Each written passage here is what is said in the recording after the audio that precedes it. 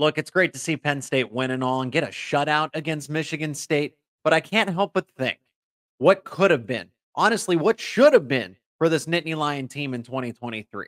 You are Locked On Nittany Lions, your daily podcast on the Penn State Nittany Lions, part of the Locked On Podcast Network, your team every day. What is going on, Penn Staters? Thanks so much for making Locked On Nittany Lions your first listen and watch every single day. We are free and available wherever you get your podcast, part of the Locked On Podcast Network. I'm your host, Zach Seiko, bringing you all things Penn State Nittany Lions coverage. You got to download the Game Time app. Use promo code LOCKEDONCollege for $20 off your first purchase. If you aren't already, become an everydayer. Subscribe to the Locked On Nittany Lions YouTube channel and wherever you get your podcast. Let me know in the comments your takeaways from this one as we're going to recap it all. But I want to start big picture here, talking about, well, what could have been for Penn State in 2023, and then recap the game, go through the box score and everything else, and then look ahead. What's next for Penn State going into a, yes, New Year's Six bowl game? We can all but guarantee it. Actually, we can guarantee it. They're going to a New Year's Six bowl game. We'll discuss that offensive coordinator search in the final segment. I'm frustrated. I am. No, not at the game, not at the win. Penn State wins 42-0 over Michigan State. It was a great all-around game. Offense looked complete. They looked unstoppable. Defense showed us everything that they have been all season. They're elite. They are truly unbreakable. Defense isn't unstoppable because they're the ones stopping the offense, right? Sounds a little contradicting, but oh man, what could have been? What should have been for this Penn State team in 2023? This was a college football playoff caliber type of team. I can sit back and honestly say that. You had the elite defense, the playoff caliber defense, with an offense that, yes, was still in its really still of its early life cycle, its early stages. Drew Aller only attempted how many passes as a true freshman? He was a first-year starter. And you still had the young running back dynamic duo. I understand that. You had new wide receivers emerging. Okay, Parker Washington, Mitchell Tinsley leave. You had a good amount of veterans last year, and still Keandre Lambert-Smith stepping up, but Dante Cephas new to the program. Amari Evans, we've seen him emerge here late. Better late than never, right? But Liam Clifford, not a lot of playing time. Caden Saunders, not a lot of playing time. Malik McClain transfers in, right? A lot of new guys in the wide receiver room. You did have some consistency with Theo Johnson and Tyler Warren. But and the offensive line was great. Best it's been in a decade here. But I got to say, this team really should have been in the conversation. I'm not saying that this team was a clear-cut top 4 team. They're elite. They're Georgia caliber. That's not what I'm saying here. But I look at all of the one-loss teams, whether that's Louisville, Texas, Oregon, right? Those schools, Penn State, if they had everything clicking and they had figured it out, I mean, that's why you do it in the season, because you're supposed to prove if you have it or if you don't have it. I get it, but the potential was there. That's why a switch at offensive coordinator was made, was needed, was justified. I'm not saying this is all on Mike Yurcich. And Michigan State is not a good football team this year. The program, it sounds like they're going to get the Oregon State head coach, but that's a different conversation for a different time when we have plenty in the offseason to talk about it, right? But I can't help but look at this team and the way that they performed all season long against Iowa. They blew out the opponents. It's not like, other than Indiana, they really didn't play a lot of close games that they shouldn't have. They won the way that they were supposed to in all of the other games, except Ohio State and Michigan. What paid me the most watching this game was that graphic they put up of James Franklin at the Thanksgiving table. And they had, in the last few years, hasn't gotten a win against Ohio State and Michigan, and then they're undefeated against the rest of the Big Ten. And it's like, yeah, that's just where Penn State is. They are truly on an island. They're in college football purgatory when it comes to all of this stuff. And as I sit back, it just makes me wonder how good this team actually could have been, because you have the talented quarterback. It's crazy to think when Drew Aller has time to go through his progressions to sit back, has the running game to take some of that pressure off of the passing game, that he's able to sit back, really have clean mechanics, and pick apart a defense. And his receivers are getting open. You notice how Penn State threw it to Drew Aller threw it to so many different players in the offense today. It wasn't just condensed to Theo Johnson, Tyler Warren, and Keandre Lambert-Smith. He targeted KLS. He targeted Cephas, Johnson, Warren, Amari Evans, Singleton, Allen. It didn't matter. He was throwing the football all over the place, and it was great to see. Where was that all season? I understand the caliber of the opponent, but it's not like we saw that against West Virginia or saw that, yes, Delaware to an extent, right? UMass, because those games ended up finishing in blowouts too. And I'm not sure. Nicholas Singleton, right? Getting the ball quickly on essentially what is a bubble screen to that point. Not really, but it's just a stop, catches, waits for his blocking, gets into open space. The concepts, the things that Penn State fans, that myself on this show were talking about all season long. Look, I'm not saying it's easy to be an offensive coordinator, a quarterback at any level of football, high school, college, NFL, you name it, okay? Armchair QB and armchair coordinator are the easiest positions to play.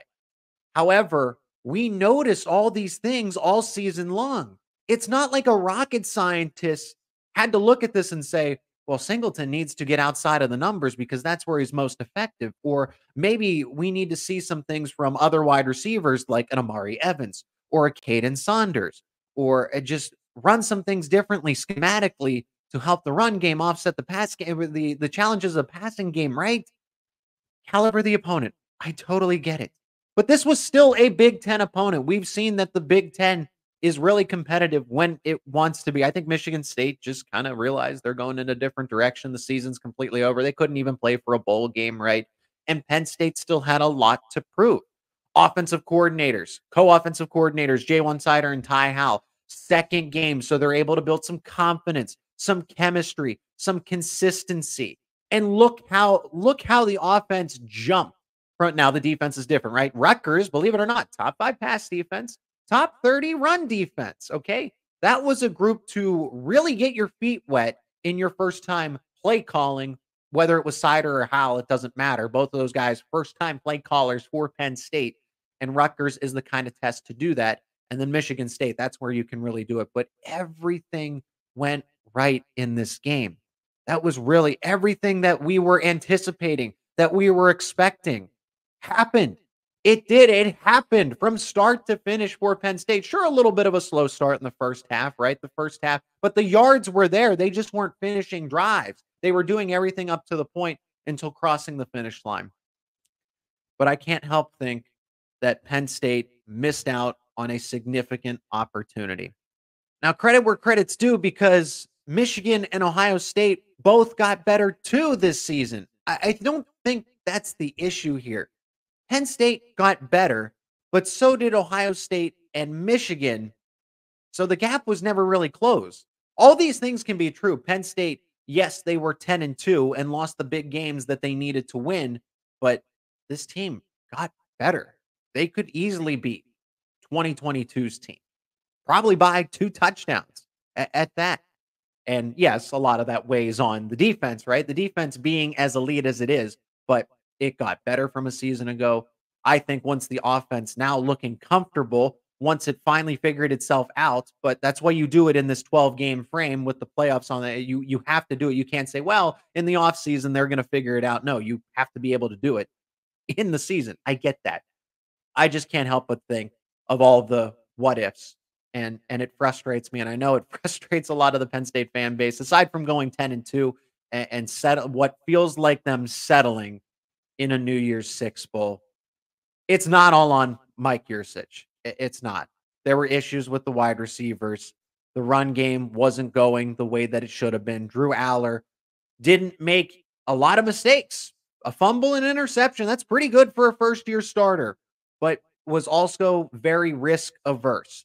Something that I would criticize for is that even though he had the time in the pocket against Michigan State, in other games, he was very quick to move off of his first progression. We say, oh, Drew Aller's so great and veteran-like because he goes through his progression. Sometimes he goes through them a little too quickly. He has to wait for those guys, those routes to develop, for those guys to get open. And sometimes he doesn't do that. Besides the point, it was all on the offense this year. And that is why a change was made. Penn State has a lot of things hinging on what direction they go in the offseason, because that can make or break a 2024 team that, yes, I'll start this now, has a lot of potential and will most likely make the college football playoffs, since they are going to a 12-team slate. I just can't help but sit back, and it'll be like that. Hindsight's 2020. Hindsight is 2020. We know that, but it doesn't do a lot of justice, because I know that this team was a college football playoff caliber type of team. They should have been at least a one-loss team in the conversation, like a Louisville, like a Texas, like an Oregon. That is my point. Are they an unbeatable team, juggernaut like a Georgia? No. But are they a team that should have been able to put itself in the conversation? Yes. Penn State did win the game 42-0. They beat Michigan State. Okay. So we can linger on the finishing 10-2 in the New Year's Six Bowl. But they got third shutout of the season, right? Shut out Iowa. You shut out UMass. Now you shut out Michigan State. That's a good note to finish on going into a hypothetical New Year's Six bowl game. So let's recap this one a little further after we hear from one of our sponsors on today's episode, and that is eBay Motors. Passion, drive, and patience. What brings home the winning trophy is also what keeps your ride or die alive. eBay Motors has everything you need to maintain your vehicle and level it up to its peak performance. From superchargers, roof racks, exhaust kits, LED headlights, and more, whether you're into speed, power, or style, eBay Motors has got you covered. And with over 122 million parts for your number one ride or die, you'll always find exactly what you're looking for. And with eBay Guaranteed Fit, your part is guaranteed to fit your ride every time or your money back. Because with eBay Motors, you're burning rubber, not cash. And with all the parts you need at the prices you want, it's easy to turn your car into the MVP and bring home that win. Keep your ride or die alive at ebaymotors.com. Eligible items only. Exclusions apply. eBay Guaranteed Fit only available to U.S. customers. And the Locked On Podcast Network is proud of this one, launching the first ever national sports 24/7 streaming channel on YouTube. Locked On Sports Today is here for you 24/7, covering the top sports stories of the day with the Locked On experts of Locked On, our national shows covering every single league. Go check out Locked On Sports Today on YouTube and subscribe for the first ever national sports 24/7 streaming channel. Penn State shuts out Michigan State 42-0. Third shutout of the season for the Nittany Lions. A lot to like from the offense, a lot to love from the defense as well, because they did pitch the shutout on a neutral site, but it still was mostly a home game for Michigan State, since it was in the state of Michigan. It wasn't at East Lansing, but it was in Detroit. But this was a really neat game. I'm glad that they were able to do this, because mostly so because it benefited Penn State a lot, not having to go and play in a cold East Lansing. We saw how that turned out back in 2021. A win for Pat Kraft and Penn State, not so much. I'm talking about a true moral victory when this one was announced, not so much for Michigan State. As for the box score and just analyzing the X's and O's behind this, I mean, I'll start with the play calling. The play calling was superb. Like I said, Jay-One Sider, Ty Howell probably felt confident with the type of opponent that they were playing, but certainly more comfortable. They got a little more creative. You saw blocking schemes were a little bit different, just some tweaks. Like I said, Nicholas Singleton, getting him into space, getting him outside of the numbers. That was key. But the running game, it certainly helps the passing game. The things can balance each other out. It's the yin and the yang, right? When your running attack is there, you're going to have performances like that Drew Aller has, where no turnovers, absolutely efficient, close to 300 yards, and firing deep passes down the field, not just coordinated long, deep shots down the field in this game. Now, Drew Aller, excellent. Like I said, an excellent day here. 17 of 26, 292 yards, 2 passing touchdowns. And we also talked about how Bo Prabula would get involved as well. I didn't think this would be an even split of carries or I guess snaps played in the quarterback's case, but Bo Prabula had a passing touchdown and a rushing touchdown. They got creative. James Franklin said in the post-game press conference when interviewing with the local media, saying that, yeah, we actually wanted to run more of those Bo Prabula type of plays and split up the quarterback duties just a little bit. I wish they could have, because you found a lot of success in this case. And no, Bo Prabula didn't exactly light up the stat sheet, but when they needed some short yards, when they needed a guaranteed, hey, this is going to get us where we need to go in a tight space, that's exactly what they did. The trickery, the having Aller and Prabula, not all the time, right? This isn't something that you run constantly. Half of the game, you run it in select spots where you know it's going to catch the defense off guard. And look at the play where they threw it to Tyler Warren and they scored. Bo Prabula on the option keeper, perfect, easy read. He held the defender, because all week Michigan State's saying, well, Bo Prabula can't pass. He doesn't pass. He completed one pass. So if he's going to keep it on an option read, you take the quarterback, let the running back go into the teeth of the defense, and then you stay home and wait for Bo Prabula to run it outside. Well, the offensive coordinators knew just that and snuck Tyler Warren out to the flat, and Bo Prabula just drops it in right over him. So very, very good play designs to go along with the play calling. Singleton and Kaytron Allen, what could you say about them? Because they looked like themselves. I mean, Kaytron Allen averaging 9 yards a carry. Nicholas Singleton, not quite that mark, but 6.6. Both of them going over 100 yards. That is the first time since 2019. Penn State did this against Rutgers that season, but Penn State had 2 100-yard rushers in the same game for the first time in 4 years. A good feat to have. Trey Potts, and that was something else that we discussed. Where's Trey Potts? When can we see more of Trey Potts? This was someone who could have started at Minnesota, but decided to transfer and come play closer to home. And he had, well, 2 carries, but averaging 16.5 yards per carry, I might say. So all the running backs look good, and I'm glad that they could get both Singleton and Allen over 100 yards. And then I've already brought up the wide receivers, but Singleton, Amari Evans, Johnson, Cephas, Warren, right? I'm reading the list here off of the box score. Dinkins caught a pass. Trey Potts caught a pass. Malik Mega caught a pass. Oh, there were so many players that were targeted in the passing game, whereas it was condensed for a good part of the season where not a lot of names got involved. But this time it seemed like if you didn't catch a pass, you were doing something wrong today. So the passing game evolved a little bit in this case. The deep shot, where Amari Evans, we know that he wasn't exactly 100%, or just at least that's from what we gathered since he showed up on some of those injury reports. And then for him to, he's one of the fastest players on the team. He got behind the defense, and Drew Aller effortlessly throws him the football for that 60-yard pass. And I hate that down. If you hit the turf, you're automatically down in college football, because he should have rolled into the end zone since he was untouched by Michigan State's defense. But 3 defenders chasing him, and Drew Aller hitting him in stride. There are very few college quarterbacks that can do that. We know the potential of Drew Aller, and he reminded us that, yeah, I can just throw it deep pretty seamlessly and hit him in stride. Evans didn't have to wait for the football or adjust his route. Drew Aller dropped it right in the breadbasket. But, I mean, there was a lot to Singleton also being your leading receiver. I thought that was kind of ironic, since see what you can do when you just simply get him the football in space. Stop trying to force him in between the tackles when he has all the speed, all the athleticism to be able to create on his own. He is so good at creating on his own. Why do that? Again, it's not all of Mike Yurcich's fault. It's not, because all of those guys collaborate. Franklin, Yurcich, Sider, Howe.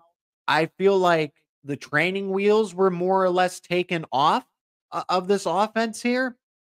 But still, I mean, Yurcich was calling plays. Mike Yurcich was calling plays. So something you've noticed that there was a change. And do remember this. I don't want to point the finger strictly at Mike Yurcich, but he also was calling a lot of good games against weaker caliber opponents too. Remember, there was the stretch of 30 plus points games, 13 in a row, where Penn State had put up 30 plus points against opponents. But in the games that they had lost, they were averaging just 12 points a game. And that was telling. You weren't winning the big game. But it certainly wasn't the defense. It was all the offense, because this defense is elite, playoff caliber, top 5 in every category that you can think of. Secondary's taken a little bit of a step back. We've addressed that on the show. At 7 sacks, you held this Michigan State team to negative 35 rushing yards. Negative 35. Now, if you account for, now that's because college football factors in sacking the quarterback. So all that negative yardage counts in. But if you take that away, the true statistic, 13 yards rushing from the running backs and a couple of fake jet sweeps that Michigan State tried to do. They had no success anywhere, but 13 yards on designed run plays by the Spartans. Penn State has a top 3 run defense this year, and that's where Manny Diaz was so good as a coordinator, because last season Penn State secondary was great. Yes, they were. The pass defense was great. The pass rush was great. But the run defense, not so good. They're not, and they took a lot of criticism. They said this was going to be one of the biggest question marks going into the season. And Penn State responded with one of the biggest statements in their adjustments, and kudos to Manny Diaz. If he's looking for a head coaching job actively, or when he does, right, I want to manifest that he stays in Happy Valley for at least another season, 2, 3, 10. But Manny Diaz can look and say, hey, this run defense in 2022 was okay. Look what I turned it into in an off season. That's all he needs to show on his resume. Of course, it helps when you have guys like Chop Robinson and Adisa Isaac playing on that defensive line. That the dynamic duo of the two of them, and there's all the guys on defense. Devon Ellie's got better. Deni Dennis Sutton played strongly this season. All of the linebackers, Curtis Jacobs, Abdul Carter. I could name everybody on this defense and say how they contributed in the run defense. But Robinson and Isaac, the two guys being able to reset the line of scrimmage, set the edge every time they're on defense, those two are going to be missed severely next season. And I'm not saying you can't replace them. You can only adapt to what they gave you. Chop Robinson should be a top 10 pick in the NFL draft. I will keep saying that. I will keep hammering that drum because it is true. And hopefully NFL scouts see it that way. And Adisa Isaac had the best game statistically on defense. He did. And I would argue that he's a guaranteed day 2 pick. He's recovered from that injury very well. Adisa Isaac, 7 tackles, 1.5 tackles for loss, a sack in the game. He's got to be a second round pick at no later than a third round in this case. Abdul Carter, flying all over the football field, had a sack. Injured, left the game, did not return. Just kind of hung out on the sideline with his helmet off. Concussion. Some people said a wrist injury. He was grabbing his wrist on the sideline. I didn't exactly get a good look as to what happened, but he went into the medical tent and didn't play. Hopefully he's okay. It's at the end of the season. There's plenty of time to rest, at least a month if they're going to go to, right, the Peach Bowl or the Cotton Bowl, any of them. They're going to a New Year's Six Bowl. But if it's the Peach Bowl, it's a month and some change for him to heal up. I like the way that Manny Diaz did not mess around. He was still sending blitzes in the fourth quarter to give Michigan State headaches. The killer instinct, the ability to not take it for granted and close out the opponent no matter what the situation. This defense, like I said, had everything going for it, and that's why it's a shame. It almost feels wasted in 2023. Backups get quality playing time. Keon Wiley, and I know he's not Abdul Carter, but when he's in Abdul Carter's spot, doesn't look too bad. Really doesn't look that bad. Jameel Lyons, Tony Rojas, there are some young players that maybe not even next season, but the year after, when some of those other guys continue to go to the NFL, continue to graduate, Penn State's defense, depending on who's leading it, might not miss that much of a beat. But I want to remind everyone, the coordinator search for offense is important. If Penn State has to go out and find 2 coordinators in the offseason, that's going to be very difficult because I truly believe that 2024 is another opportunity to take a step forward. Yeah, you're going to have to replace some guys because we're going to talk about opt-outs going into this bowl game. New Year's Six bowl game is on the horizon. I can guarantee it. I really can. And the offensive coordinator search, an update there. We're going to get to that in just a moment. Let's hear from another one of our sponsors on today's episode, and that is Game Time. You got to download the Game Time app because buying tickets to your favorite events should not be stressful. Game Time is the fast and easy way to buy tickets for all of your music, sports, comedy, and theater near you. The things that I like about Game Time, because I've used it to buy tickets to sporting events. You get flash deals on those last minute tickets. So if you're looking to go to an event last second, you get a discount on those tickets. And it's easy to find and buy tickets for every event in your area. You get to sort it and see, so you're not kind of guessing and looking around what is in my area. All of that's done for you on Game Time. Image views of the seats. You're not second guessing yourself. You get to see what your point of view would be in every single seat in the venue, so that when you get there, it lives up to the expectations. Lowest price guarantee, event cancellation protection included. Game Time is the place to get those last second deals. So snag the tickets without the stress with Game Time. Download the Game Time app, create an account, and use promo code LOCKEDONCollege for $20 off your first purchase. Terms apply again. Create an account, redeem code LOCKEDONCollege for $20 off. Download Game Time today. Last minute tickets, lowest price, guaranteed. And in this final segment, let's discuss what is next for Penn State. So what is next for the Nittany Lions? Well, you got an offensive coordinator search that you gotta get moving on pretty quickly here. You have the New Year's Six Bowl that you got to prepare for. You also got to think about life after some of these players end up moving on to graduating or pro football. You're going to have some opt-outs here going into the bowl game, but we'll start with the offensive coordinator search.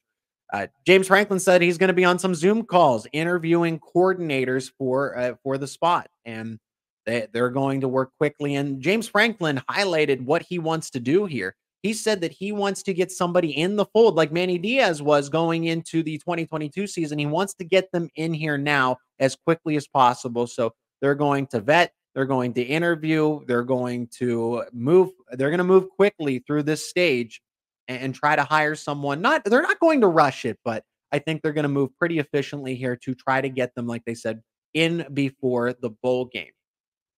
Now that I think more about it, I really do think that Joe Moorhead is a realistic candidate more so than meets the eye. Akron, I don't know how I know it's a stable job they're not going to fire him. Joe Moorhead's a very good football coach. He knows what he's doing. He knows how to build a program. He's been successful, not necessarily at Mississippi State, but successful at Fordham, successful at Penn State, successful in 2 years at Oregon. Head coach, offensive coordinator, and he was doing pretty well at Mississippi State, other than the fact of, okay, well, he's not going 10-2, but he's winning Egg Bowls. He's getting you to bowl games, and he was on the right foot, but they kind of ran him out of town, it seems like. But Akron, from a program standpoint, isn't exactly stable, I would say.